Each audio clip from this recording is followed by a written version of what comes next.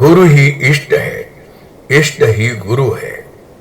गुरु गीता के मंत्र शिष्यों के अंतर मन को कषाय कल्मष से मुक्त करते हैं। इसमें भक्त की धारा बहाकर सद्गुरु की भाव चेतना से जोड़ते हैं। शिष्य का अंतर्मन जब तक कलुषित है, कल्मष से लथपथ है, तब तक उसे सद्गुरु की सत्ता का सार्थक बोध नहीं हो पाता। यहां तक कि लौकिक सांसारिक दृष्टि से उनके पास रहकर भी आध्यात्मिक दृष्टि से वह उनसे कोसों दूर रहता है। देह की दृष्टि से भले ही वह गुरुदेव से कितना ही नजदीक रहे, पर आत्मा की दृष्टि से उनसे अपरिचित बना रहता है। यह अपरिचय परिचय में बदले, परिचय प्रगाढ़ता में परिवर्तित हो और प्रगाढ़ता पवित्र भावनाओं में बदल जाए, इसके लिए गुरु गीता के मंत्रों का साधना सर्वोत्तम उपाय है। शिष्यों के मन की मैल को धोने वाली गुरु गीता के पूर्व मंत्र में चेताया गया है कि देव, यक्ष, किन्नर, गंधर्व कोई भी गुरु से विमुख होने पर किसी को मोक्ष नहीं मिलता। भगवान शिव के वचन हैं कि गुरुदेव का ध्यान सभी तरह के आनंद का प्रदाता है। इससे सांसारिक सुखों के साथ मोक्ष की प्राप्ति भी होती है। इसलिए प्रत्येक शिष्य का यह पावन संकल्प होना चाहिए कि मैं अपने सद्गुरु का ध्यान करूंगा। ये गुरुदेव ब्रह्मानंद का परम सुख देने वाले, द्वंद्वातीत एवं सभी भावों से परे हैं। ये प्रभु नित्य, शुद्ध, निराभास, निराकार एवं माया से परे हैं। उन्हें मेरा नित्य नमन है। अपने इन कृपालु सद्गुरु को किस भांति ध्याएं, किस तरह उनकी धारणा करें, इस साधना विधान को स्पष्ट करते हुए भगवान सदाशिव माता भवानी से कहते हैं, हृदम्बुजे कर्णिक मध्य संस्थे सिंहासने संस्थित दिव्य मूर्ति ध्यायेद गुरुम चंद्रकला प्रकाशम चित पुस्तकाभीष्ट वरम दधानम श्वेतांबरम श्वेत विलेप पुष्पम मुक्ता विभूषम मुदितम द्विनेत्रम वामांग पीठ स्थित दिव्य शक्तिम मंद स्मितम सांद्र कृपा निधानम। उसके हृदय कमल की कर्णिकाओं के बीच स्थित सिंहासन में गुरुदेव की दिव्य मूर्ति विराजमान है।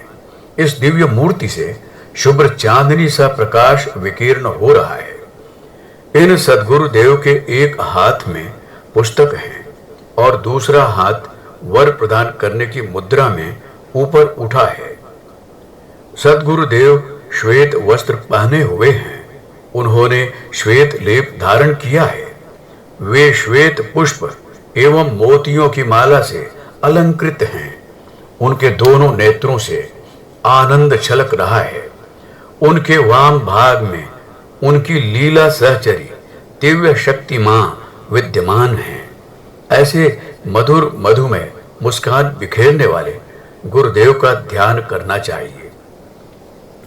गुरु गीता के इन मंत्रों में सद्गुरु के ध्यान की विशिष्ट विधि है। इस विधि का एक खास मकसद है जिसे ध्यान के सूक्ष्म ज्ञाता जान सकते हैं। जो ध्यान के अर्थ व सत्य से परिचित हैं, वे जानते हैं कि ध्यान मात्र एकाग्रता नहीं है। यह आत्मशोधन की प्रक्रिया के साथ अपनी कल्पनाओं व कामनाओं के अनुसार ब्रह्मांडीय ऊर्जा के नियंत्रण व नियोजन की विधि है। हमारी चाहत क्या है, इसी के अनुसार ध्यान का विधान तय किया जाता है। ध्यान के उग्र रूप शत्रु संहार के लिए होते हैं। ध्यान में राजस भाव की प्रगाढ़ता वैभव एवं समृद्धि देती है। ध्यान का परम सात्विक सौम्य रूप ज्ञान देने वाला होता है। गुरु गीता में वर्णित इस ध्यान विधि में सात्विक एवं राजस रूप का मिश्रित भाव है। गुरुदेव के श्वेत वस्त्र सात्विक भाव को प्रगाढ़ करते हैं, किंतु उनका मोतियों की माला एवं पुष्प से अलंकृत स्वरूप राजस भाव की वृद्धि करता है। इन दोनों भावों के मिश्रण से ध्यान का यह स्वरूप ज्ञान व मोक्ष देने के साथ लौकिक व सांसारिक ऐश्वर्य को भी देने वाला है। बंगाल में एक संत हुए अवधूत तारानाथ। इन्होंने ध्यान की अलग अलग तकनीकों का विकास किया है। अवधूत तारानाथ महान योगी होने के साथ उच्च कोटि के तंत्र साधक भी थे। उन्होंने तंत्र एवं योग के मिश्रण से ध्यान साधना पर गंभीर अन्वेषण किए। उनका कहना था कि एक देवता के सैकड़ों सहस्त्रों मंत्र होते हैं।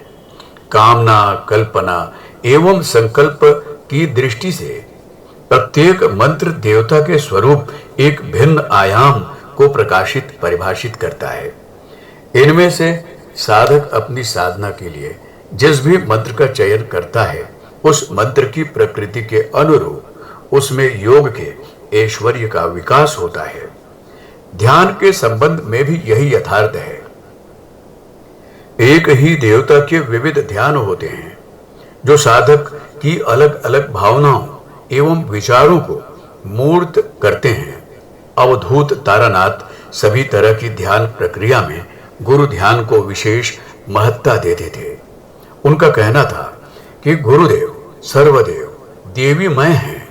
उनके ध्यान से सभी का ध्यान हो जाता है। साधक के जीवन में सारे सुफल आ जाते हैं। उन्होंने स्वयं अपनी साधना इसी विधि से संपन्न की। उनका जन्म बंगाल के एक गांव में हुआ था। जन्म के थोड़े दिनों में ही उनके माता पिता का देहांत हो गया। अनाथ बालक बेचारा असहाय की भांति इधर उधर भटकने लगा। तभी उनकी भेंट मां तारा के परम भक्त वामा खेपा से हुई। वामा खेपा की चेतना सदा मां में लीन रहती थी। उनकी दृष्टि जब इस बालक पर पड़ी तो उन्होंने इसे मां की शरण में जाने की सलाह दी। पर इस अनाथ बालक को अपना सब कुछ इन्हीं में नजर आया। उन्होंने बड़े ही सरल भाव से कहा, बाबा आपके लिए सब कुछ मां है, पर मेरे लिए मेरे सब कुछ आप हैं। मैं आपकी शरण में आऊंगा।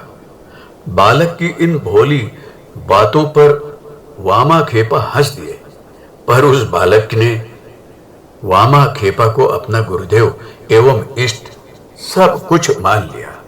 मां तारा के मंदिर से थोड़ी दूर पर उसने अपनी साधना प्रारंभ कर दी। गुरु का ध्यान, उनका चिंतन एवं गुरु की सेवा, कर्म, विचार व भावनाओं का प्रवाह नित्य निरंतर सद्गुरु की दिशा में बह चला। वृत्तियां गुरुदेव में तदाकार होने लगी। एक कार्तिक पूर्णिमा की रात्रि को जब आकाश में पूर्ण चंद्र उदित था, अवधूत तारानाथ के अंतर्गमन में भी पूर्णिमा का चंद्र उदित हो गया। स्वयं वामा खेपा उसके अंतराकाश में हंस रहे थे। उनकी परावाणी के स्वर अवधूत तारानाथ के कण कण में समा रहे थे। बेटा, गुरु ही इष्ट है, इष्ट ही गुरु है। गुरु के ध्यान से सब कुछ मिल जाता है। गुरु के ध्यान से सब कुछ मिल जाता है। यही सच है। सतगुरु की यह कृपा अवधूत तारानाथ के जीवन में घनीभूत हो गई। उन्हें अपनी गुरु भक्ति से साधना जीवन का सार मिल गया। पुस्तक गुरु गीता, लेखक डॉक्टर प्रणव पंड्या।